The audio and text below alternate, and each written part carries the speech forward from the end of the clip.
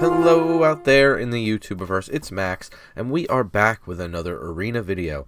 This time, however, I'm going to try to do something a little goofy, if possible, and I'm going to do a stipulation draft for the first time by myself. Way back, Paul and I did one where it was a Halloween-themed draft where we had to pick the scariest looking card in each pack, and Paul was the flavor judge, so if you want to go back and check that one out, it's certainly an interesting one. Today I'm going to do a stipulation draft that is based on going around the packs in alphabetical order as closely as I can. So I will try to draft an A, and if I can't draft an A, I'll draft a B, then a C, then a D, and so on and so forth, trying to go as tightly as I can in alphabetical order, depending on obviously what the packs allow us to take. So we will try to do that as best we can. Possibly I screw up once or twice because, you know, it's a little bit cumbersome to not only draft, but try to draft alphabetically.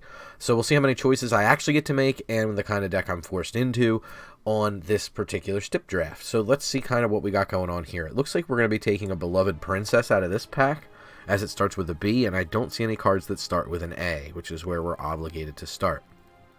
So we have A, now we're looking at B, and B looks to be the correct choice, so we're going to take a beloved princess out of this pack.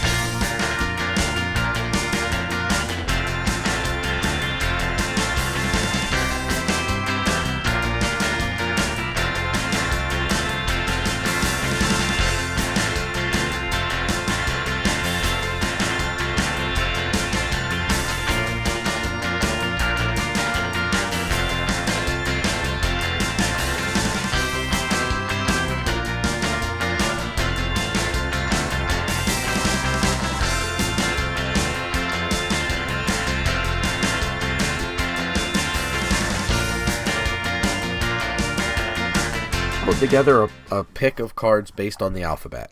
We've done it. So now we have to try to turn this into a deck. I think my initial impression is to cut out blue, because we don't need any of that.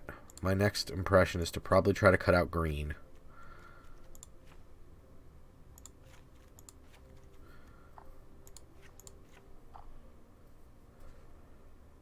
Alright, so 6, 11, 12, 15, 16, 6, 11, 12, 13, 7. Okay, we're good at 17 land at the moment. We'll almost assuredly have to be a 17 land deck. Can I cut out black? I think so.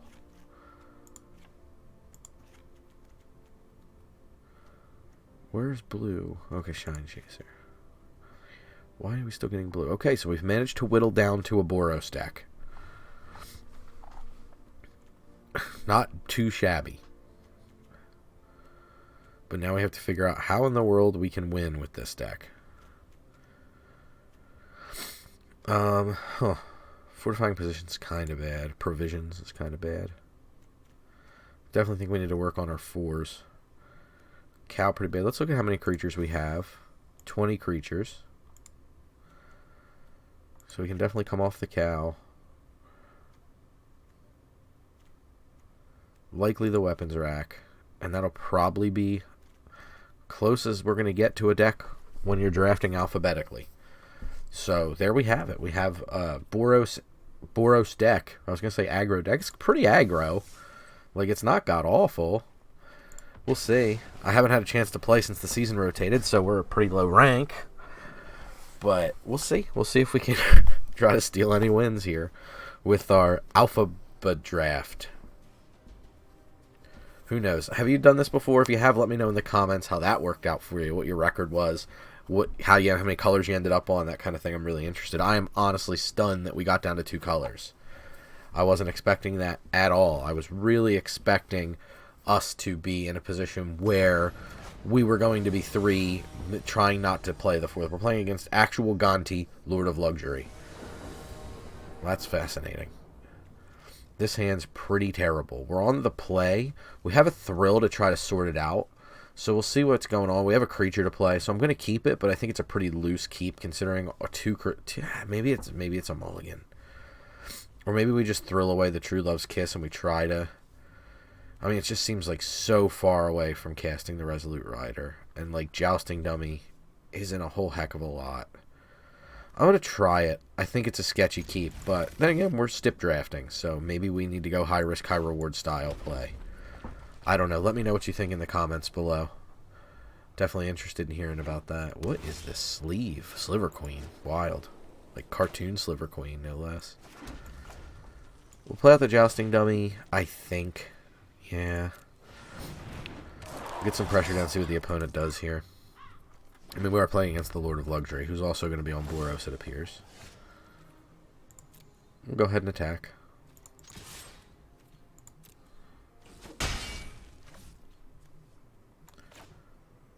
We will play a Plains, and we'll end our turn. We're going to Thrill, obviously, end a turn here. And see how that works out for us. Red Cap Raiders. Not riding on anything, really.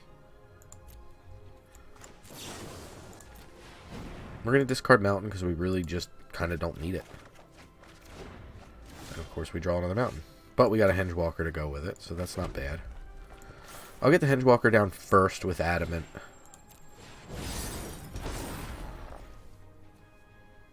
No need to attack here. I don't think. We could have probably pushed. But, oh, interesting. Signpost Scarecrow. So opponent's on, like, slow Boros, it appears. I'm just going to go ahead and play this Raging Redcap. We're getting to the point where Silverflame Ritual into Ferocity of the Wilds might be very good. We'll see. True Love's Kiss has a target at the moment, which is very good as well. No blocks. Happy to take some damage here.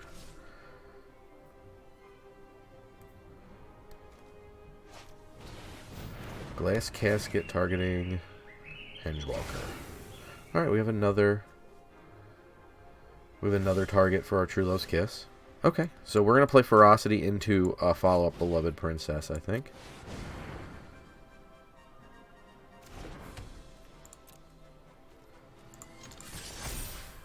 We'll see if they have an answer for our Raging Redcap, and they do.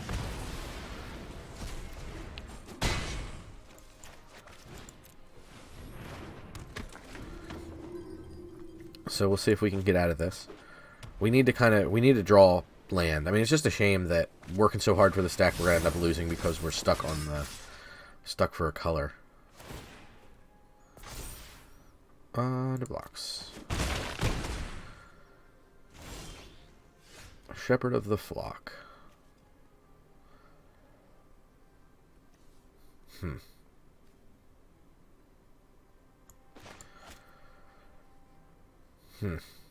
Not really a whole heck of a lot we can do here.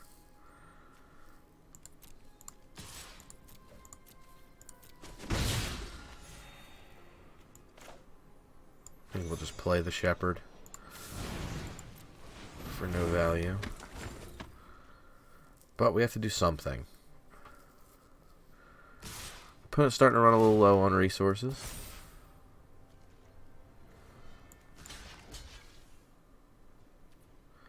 So this is 3, 4, 5. Yeah, I think that's adequate. Right, trample. Important to remember. Important safety tip. Ardenvale Paladin. And a Shepherd of the Flock. So it's going to be hard to overcome from here. Especially when we draw yet another red source.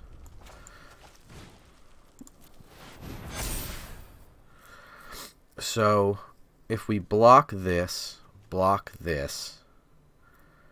We take 5, gain 2. I do believe that's the end, friend. Stuck on white was what killed us. I mean, no surprise, but they're kind of lame. I'm just, like, that's just sad. That's like, we're working so hard to get the stip draft rolling and we lose because we're color screwed. Which is a little frustrating. Had we drawn the True Love's Kiss, we could have blown up the Glass Casket, got our Hengewalker back out, could have possibly blown up the Signpost Scarecrow earlier on had we drawn on time. There's a lot of options there that would have helped us out, got us back in the game a little bit. But sometimes you're color screwed. Stephen Alves. I think we cobbled together the best we could do based on what we had. This is an interesting one. I think we keep it, but again, we're kind of... It's a questionable one. Ginger Brute. See if we get memed out here. I think we lead on Mountain, followed by Likely Plains. We'll see how the draws go from here. We have a Crashing Drawbridge in our deck, so we can fight the Ginger Brute potentially with that if we draw it.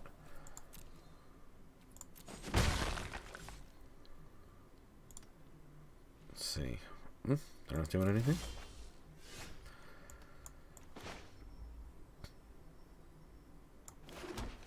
I think...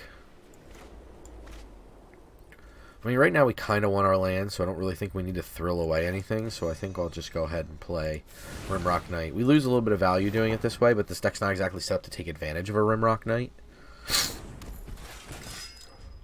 So we'll see what opponents got. Looks like they have a Scorching Dragonfire they're itching to burn. Nope. Yeah, I mean, we can't block, so no real reason to do that. No opponent could very much be on a meme deck here. Green is generally the color you want to pair with the Brute because you can put on Tall as a Beanstalk, things like that. Red Cap. Yeah, this is definitely a meme deck. Okay.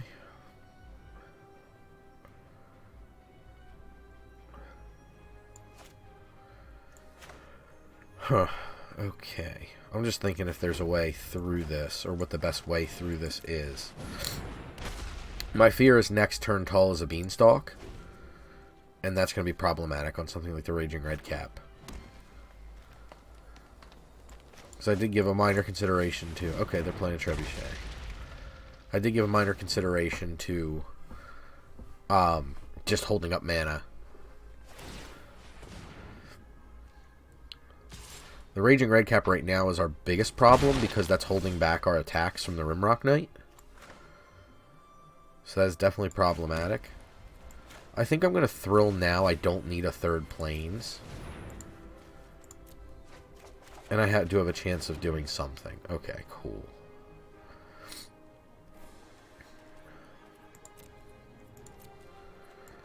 I think... I just don't really necessarily want to run this out as a 3-1. We'll end the turn here. It gives us a chance to block and maybe bounce us back to our hand. But if they put something on the red cap with the double strike, it doesn't have trample, but it's all kind of problematic. Ogre deals combat damage to the player. Discards a card at random. If they do, draw a card. Okay. I remember this card being pretty hyped when the set came out, but kind of lost favor pretty quickly. So they're tapping on their turn. They can't Ginger Brood at us, which is nice. We can't really red cap here. They're kind of tapped out.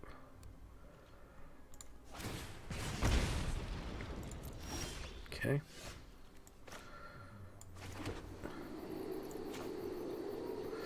I think we'll just play the Raiders here, who are Goblin Warriors, importantly, not Knights.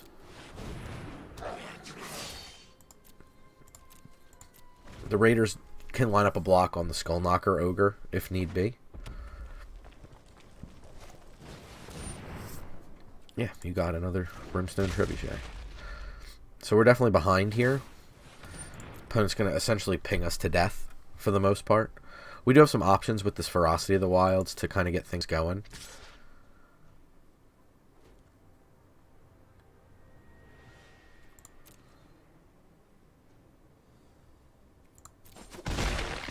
They get to do some damage. And they're going to ping us here.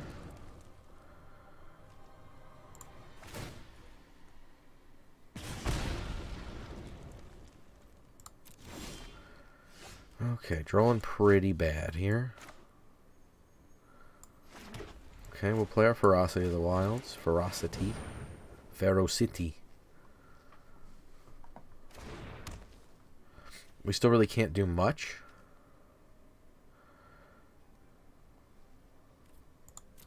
I'm going to attack because I think we can Shepherd plus.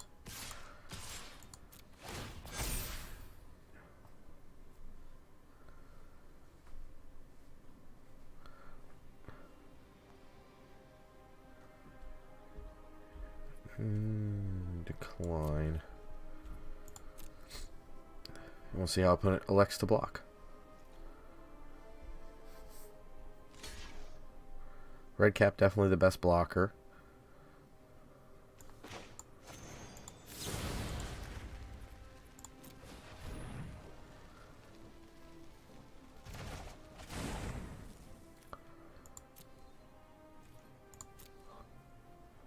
And we get to get in 4, which is kind of nice.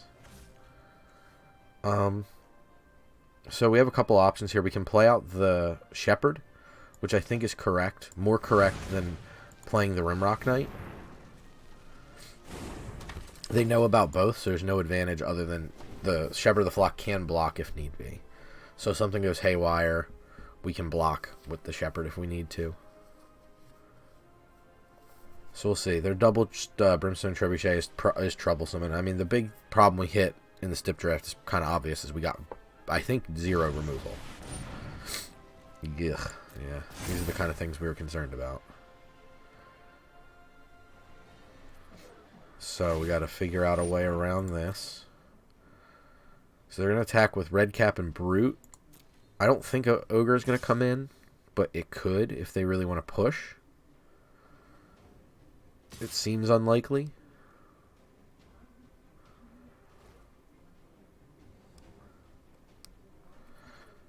So we can pass to blocker. So now we have to ask questions. So this, it would hit us for 6-7, be half of our life total, giving them the ability to attack us next turn, plus the Trebuchet trimming us to 5. So I do think we're obligated to block here. So with them first strike damage, they get to throw around 3, and they get to immediately take one of these 2 off the board. So there's 0 point in double blocking. So I think we're just going to go ahead and block with Shepherd of the Flock and save us 6 damage here.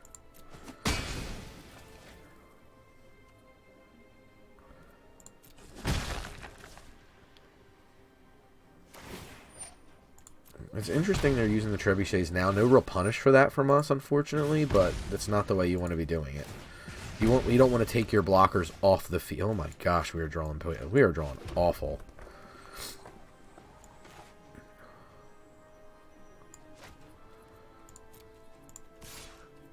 We do get to use the Rimrock Knight if we wish. Decline.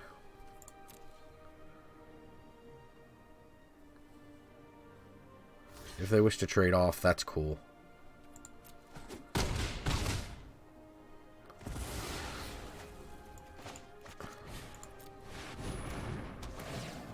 We get the Scry 2 here. Get to put that to the bottom. I don't think this is going to be good enough, but it might just have to be. In the sense that this is worth an extra damage. The Rimrock's worth a damage. It's a 2/2 blocker, which is something. So I think it's going to have to be good enough. It's a creature we can cast, and I think that means it's good enough. I don't like it. I just can't risk drawing another land. Even though we're, at this point, we're 7, 8, 9 lands we've seen, because we just pushed the one to the bottom.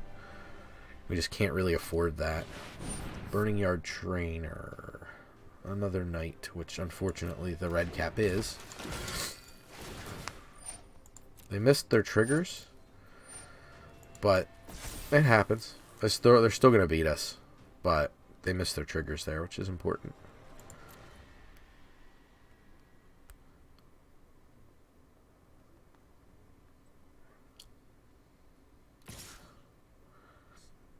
Gets, yeah, trample, double strike.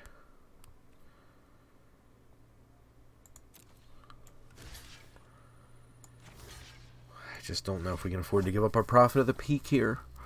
So this is 10 damage coming in. We can soak up 3 and take 7. That gives them the ability to kill us with the trebuchets very fast. So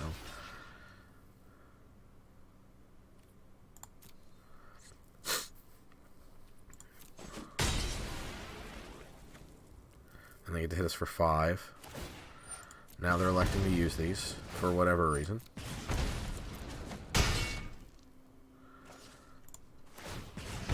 Okay. Okay, so we're going to play our planes, so there's no reason to hold it here. We're already cancel. We want to make sure we get our damage in. And then we'll...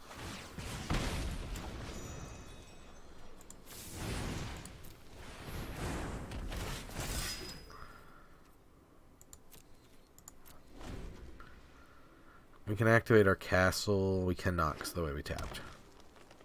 No, we had to tap that way. Yeah. We just didn't have enough red sources. Looks like opponent's got removal they're looking to use. Maybe an out muscle. Nope, just giving Ginger Brute haste. I mean, one knight does the job.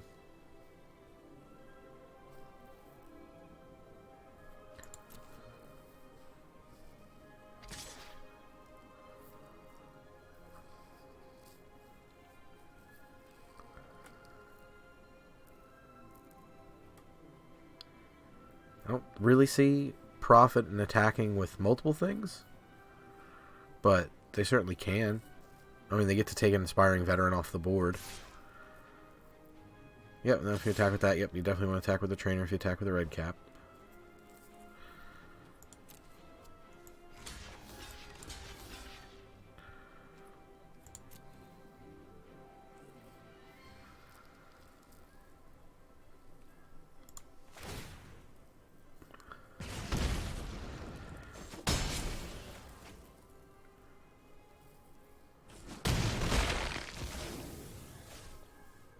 Okay. Mad Ratter. They're going to ping us down to 1. You got it, opponent. We'll attack.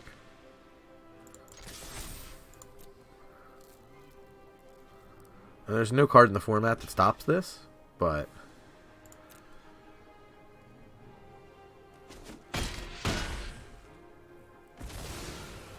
we get to play a Beloved Princess. And then scoop them up. Alright. Beloved Princess a turn or two sooner. I mean, so maybe I should have moved the Inspired Veteran down, but we did draw pretty lean in the middle, so it's hard to say. And you can see, the stip drafts are cool. They're interesting, but it's hard to win when you're all... like, if you're going to stip draft and you want to have more fun with it than this, I'd highly recommend stip drafting at a table where everyone is stip drafting, because then you get a little bit more balanced of a time. But this is hard. It's a hard uphill climb to take when everybody else is playing for real and you're playing for... seriously, this is probably the best hand we've had. If there were one more spell in this hand, it'd be gas, but we're definitely keeping it. Unfortunately, we're on the draw, but, you know, you can't have everything. Can't have a keepable hand and go first. But we'll try. The Gargoyle on 1, the Flutterfox gets flying on 2. On 3, the red cap comes down, and from there we got to try to just kind of push as hard as we can to get past what we can get past. The Gargoyle starts to open up on 4, which you have enough mana to activate. So it really just depends on how hard our opponent pushes out of the gate. And we'll see if they actually decide to do anything. Oh, they're roping. Okay. And next turn we'll go Flutterfox. Now we have an option of 3 drops, which is pretty nice. We'll see. My inclination at the moment is to try to aggro the opponent out, but we'll see. So far we've played against red-white just about every time. It's interesting.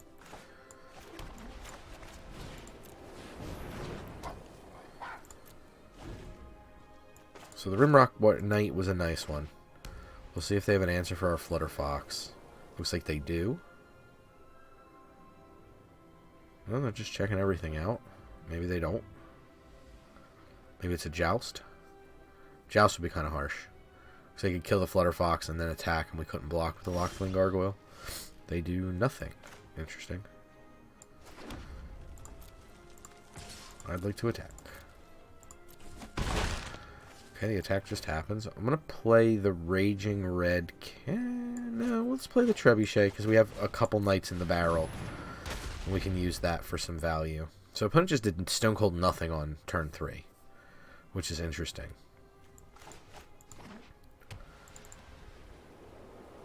Let's see what their follow-up is here. Ogre on 4. Okay, not a knight at all. Alright, so we're in kind of good shape here.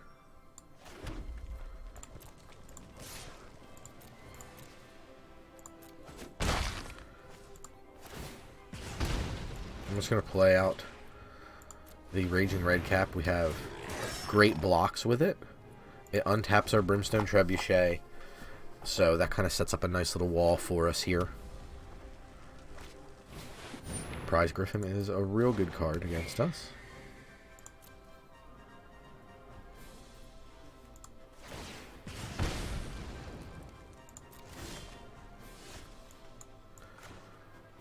Okay, so I think we're going to play out... So the question is the Rimrock Knight, really. I think we're going to go for an attack here. We're just going to swing the Raging Red Cap and see if they do anything about it. Pardon the clicking, that was my water bottle. I want to see if they do anything here. The Rimrock Knight guarantees we can take out any of these creatures if they assign it as a blocker because of first strike damage, which is great. And then we can figure out how to proceed from there. So you can tell they're kind of like, what? I guess Prize Griffin is the one that could stop. Like, Prize Griffin can trade, which is fine. I'm fine with the 1.5 for 1 and clearing the the sky. I think I'm just going to play this Henge Knight, or Henge Walker, excuse me, and a Beloved Princess. I'm on the turn there. Gives us a Rimrock Knight in hand. We can still kind of push with our red cap at them. Ooh, that's bad.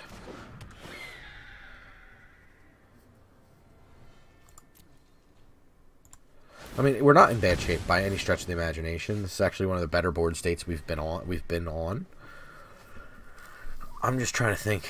The double Prize Griffin means they're probably a little bit more likely to want to throw one away. And I'm not necessarily in the mode where I want to trade, per se. So I'm pretty... Though this is interesting. We can attack with the princess if we want, and all they can do is block with a veteran, which we could trade off. Granted, we haven't seen any knights yet, so we don't know the value there. Let's see what they do. Because this threatens the Silverflame Squire, which would be an insane blowout. It's approximately the same thing we threatened as well last turn.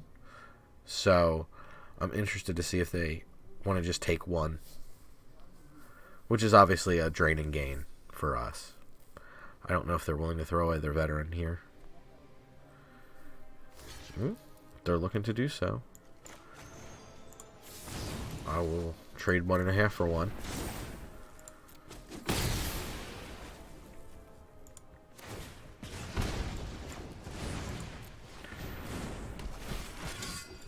I'm going to play our Broom as well. And right now we have inevitability. The onus is on the opponent to start to do things. Does he ever have trample? No. Okay. And they scooped him up. Alright, we got one.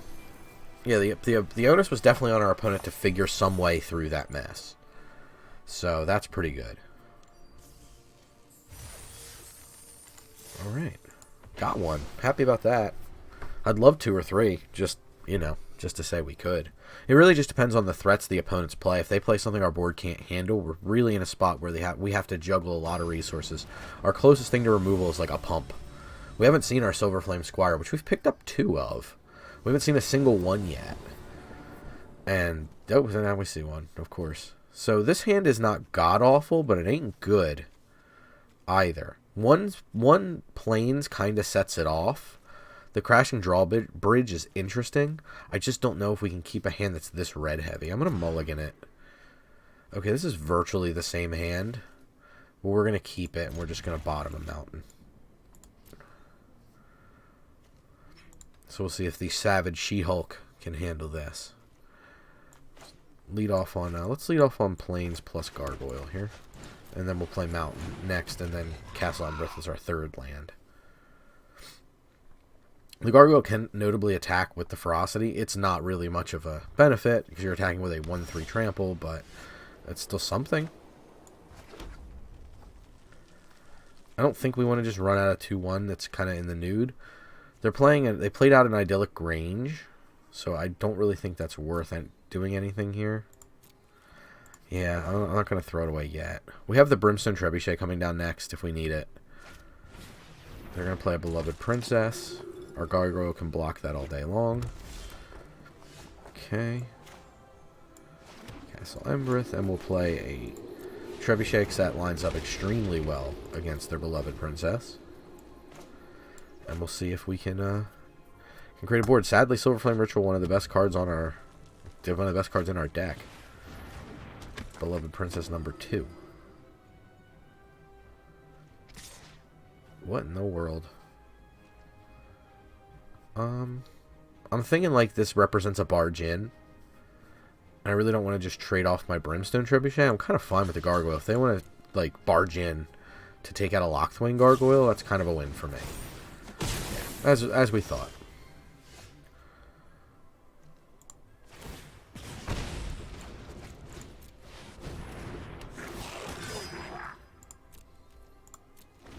So we'll see if their deck's all Beloved Princesses and barge-ins and things. It looks like they're snap right to combat. This time I have first. Okay, they moved through combat pretty... I think they were like... in this... Okay. Cast that with Adamant. Interesting. I'm just going to hold here. We have the Silverflame Squire as a trick. So I don't see any point in doing anything yet. We can't cast this Embereth Paladin or the Silverflame Ritual. But we can take out the Embereth Paladin if we wish. It's going to be interesting to see what they do here. Jousting Dummy pre-combat. Leads me to believe they do not wish to combat?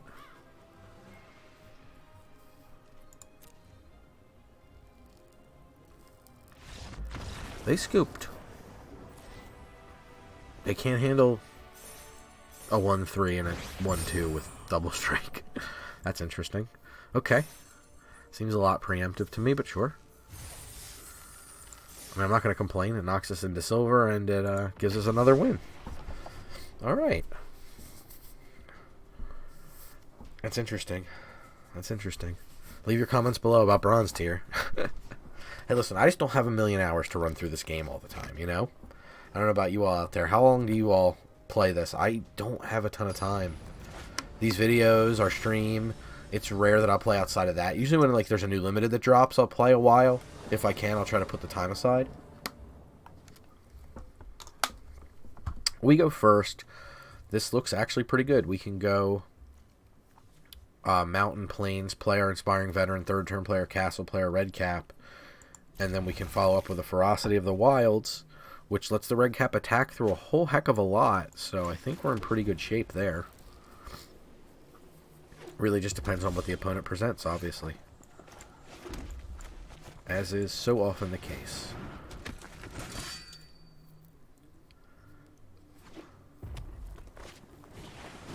Into Jousting Dummy. Okay. I think we present the opponent just snaps it right up. Okay. We'll move a Jousting Dummy from the board. I'm really surprised they just snap blocked. I thought for sure they'd just take it. Interesting. I guess they don't value themselves the beatdown. Pathlighter. Good card. We're not going to let you auto-tap us because you're going to lead us astray.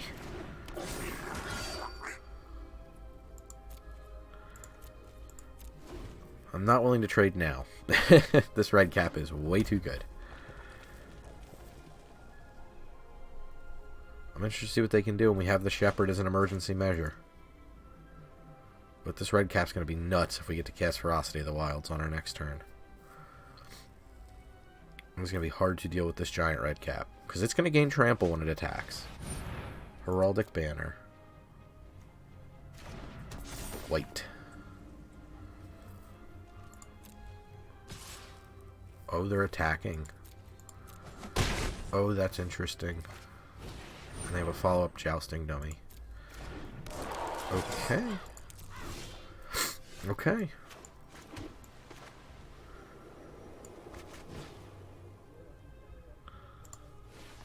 I don't know why the auto tap does not want to cast tap our Castle Embereth, but here he comes. There's a 3/3 double striking Trampler. I don't know. Opponent, I guess, thought could race this.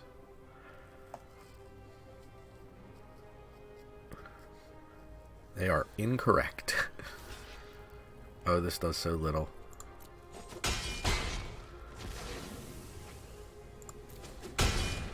Yeah, opponent is in big trouble. I am 100% keeping up Shepherd of the Flock because our way to win this game is that Raging Red Cap. And I cannot afford for them to destroy it. They're on like Searing Barrage mana at this point. I just can't afford for my creature to die. I need to have the Shepherd. Embereth Paladin. You got it. So opponent definitely fancies themselves to beat down. I think here if they give me the chance to attack or to block, I will.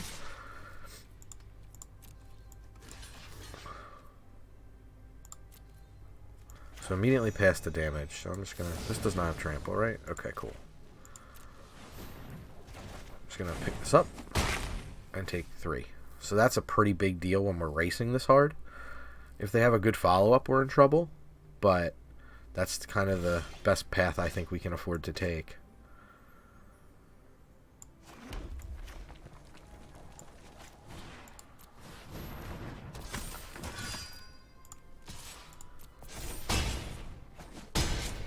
Okay, pretty good. And we'll play a 2/1 and a 3/1. And then next turn we can start activating our castle as well. And these are the kind of high risk, high reward plays we got to take. We may be in the path of not blocking at all to try to take this out. And maybe jousting something down. They're hovering over a lot. They're looking at the ferocity plus creature types, I'm guessing.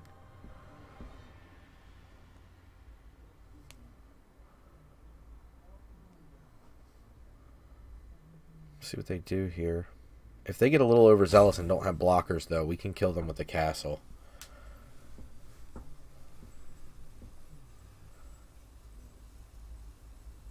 So this is interesting. Might be able to aggro them out.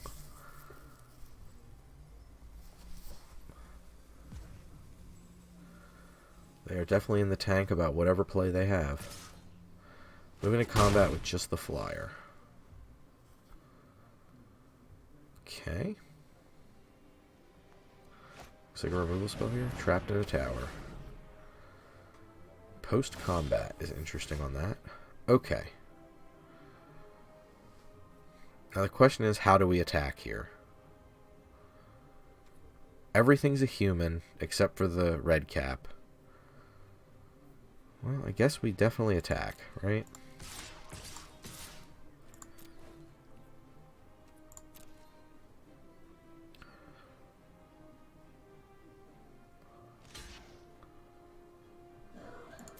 Okay. Happy to have the... If they did not block, obviously I would activate the castle. But I'm going to play this, I'm going to play this. And I'm going to see if they can handle that. So, good news is we're presenting a lot of threats. Opponent has to deal with a very mixed bag of cards now because of the Castle Embereth. So, I don't know if they can afford to attack even if they have a follow-up blocker here. So, that's very good news. We'll see, but so far, fortune favors us at the moment.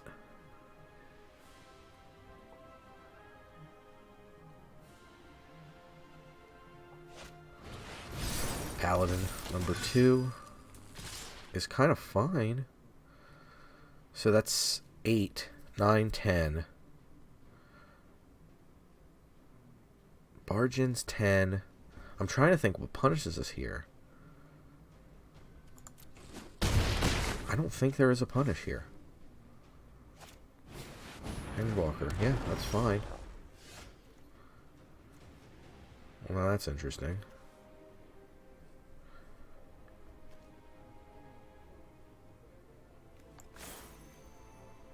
Resolute Rider a human?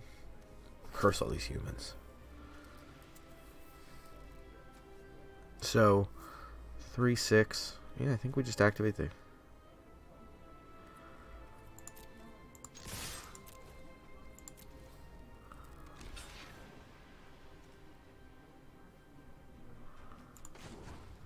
Lifelink. Ehrenbrich? Or Embreth? Okay. Alright, very good.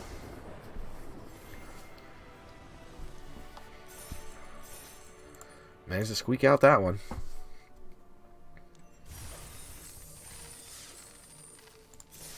Alright. Onward and upward. We're winning. We're battling. We're battling. I'm as surprised as you are. Muujin. See if Muujin spells the end for us. Or if we can squeak out another. Okay, we can Sorcerer's Broom plus Flutterfox here. We can Fairy Guidemother on one if we wish. That might be the best play. Huh. Yeah. I think we're going to Fairy Guidemother on one and try to beat them down.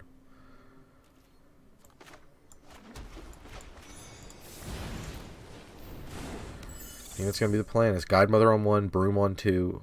Or no, Fox on two, Broom on three. Because then the Fox gets up in the air right away. See what opponent's got. Maybe a Weaselback. I think it's the only single red drop that's relevant here. Ah, they're going to haggle. Okay. Sounds good. Another Boros opponent.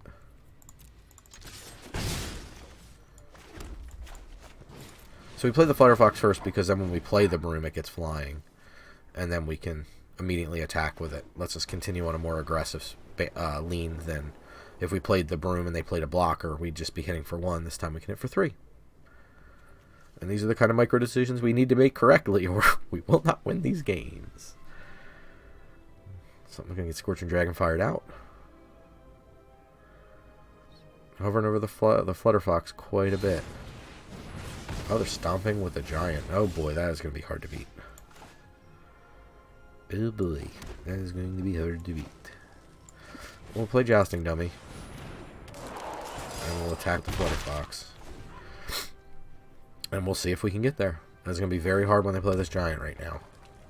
That 4/3 is way above rate. They played the Merchant over the Giant? That's interesting. Okay.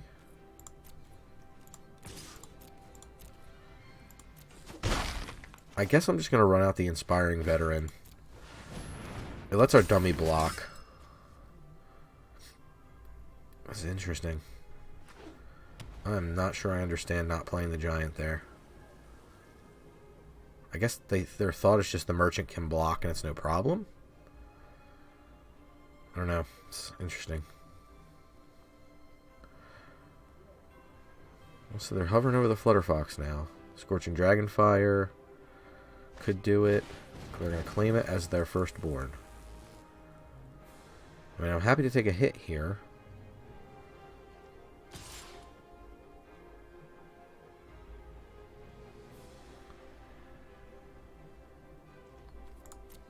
No blocks.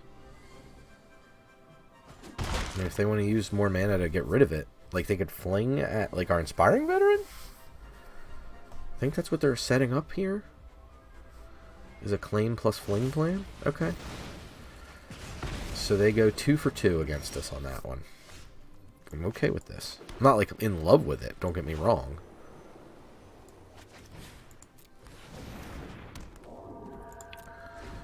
Because I would, you know, really prefer to have more creatures for my Silver Flame Ritual. But, you know, if they're going to waste spells on Flutterfoxes and Inspiring Veterans, that's kind of fine. And they've definitely gone deep on removal. It looks like they're trying to line up more removal.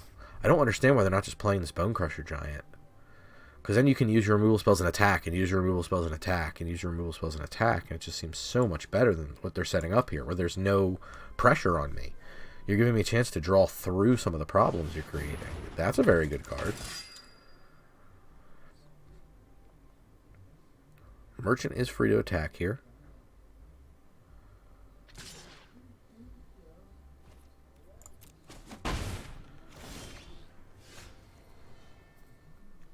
It says double strike.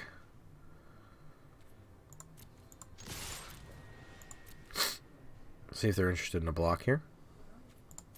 I think I'm just going to play a Naked Hengewalker here.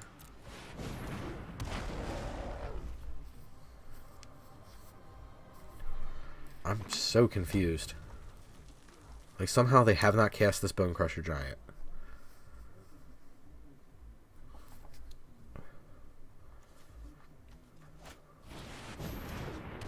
Oh, Torbrand.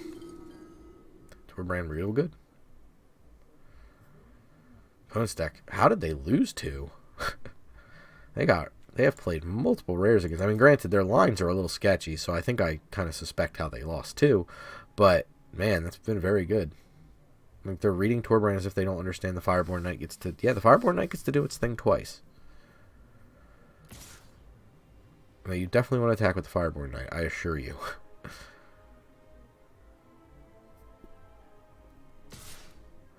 I don't think we can afford not to block. Unfortunately. Because again, I would love to use my Silver Flame Ritual. But we have a bad assemblage of creatures to put. Because we're just getting up to 2 power, or 2 toughness, and that's problematic. Okay. Maybe they have a follow-up here? No. Okay.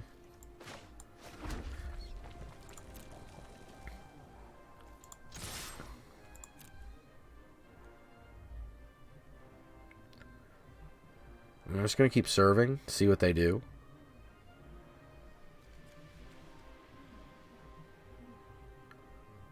And this turn I'll pump something almost irrespective.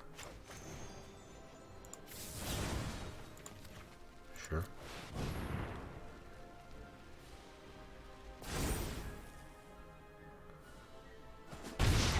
We get to serve in for 6 here. Not negligible amounts of damage. We get to play yet another 2-1. Our mono 2-1 deck. Is this a knight? No, it's a noble. Okay, they're making their Fireborn Knight a better blocker, which makes sense. I feel like that wants to attack pretty badly, but sure.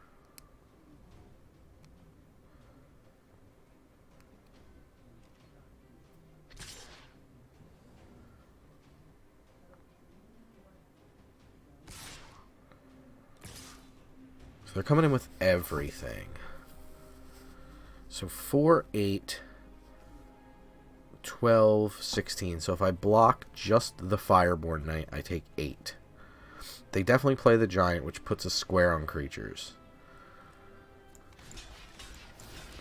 We could block like that, but then we take 8, 12. So we can't double block Torbrand, unfortunately. So I think we just block like this.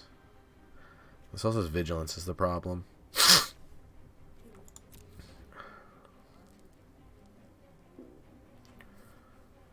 Looks like if it's a barge in where we lose, that's fine. Not much else really does it because it doesn't have trample. A pump spell. Barge in's kind of the worst because I do believe that gives trample. They're definitely in the tank on it. I'm not sure why. Rimrock Knight. Okay.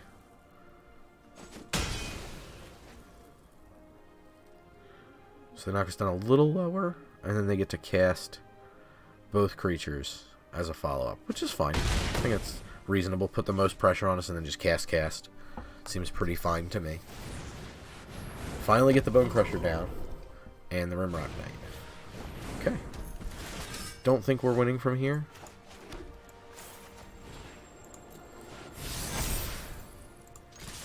So we'll just swing in for the dramatic effect. We got close. We're going to knock them to 2, or trade off for the Bone Crusher Giant.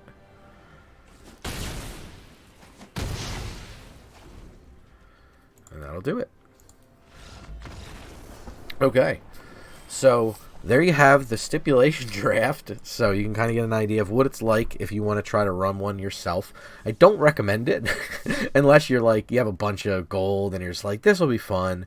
It'll be cool. I definitely recommend it. However, if you have a group of friends who want to try to do one as well, like you all want a stip draft, that's a lot of fun. And there's a bunch of conditions. You look it up. If you just look up Stipulation Draft MTG, the Mothership has a bunch of suggested draft formats. That's where or Stipulation Draft ideas. That's where I got this one about the alphabetical. And I know it's one that Jared hasn't done yet, so I didn't want to step on his toes or do, because he's done a rare draft and a planeswalker draft. He's done a bunch of stuff already with the stip drafts. And I figure because it's that time of season, this is a little bit more fun, a little bit more relaxed. We just finished up the last Mythic Championship, so not too much in the way of competitive Magic's going to be played. We're going to get a lot more cube this time of year on Moto, and we're going to get more. I wanted to give you something a little bit more fun here because I don't have a Moto account, so I can't do that kind of stuff. If you want to see that, though, let us know, because that's definitely a huge boon for us to get. We'd rather put out stuff that you'll watch is the key. So I figured this might be a little fun. If you'd rather not see this kind of stuff, let us know.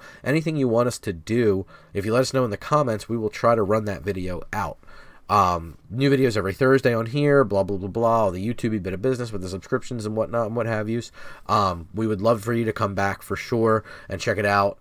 And we do live stream on Twitch every Sunday and the second Saturday of every month. So you can check that out. We do an in-person stream when we do the second Saturday stream. So we do something in paper, whether it's a board game or EDH or Pauper or something cool like that. We try to bring something to you unique every time we do that. So let us know what you want to see. We definitely want to make content you want to watch. So let us know. And until next time, I implore you to cast more stipulation spells.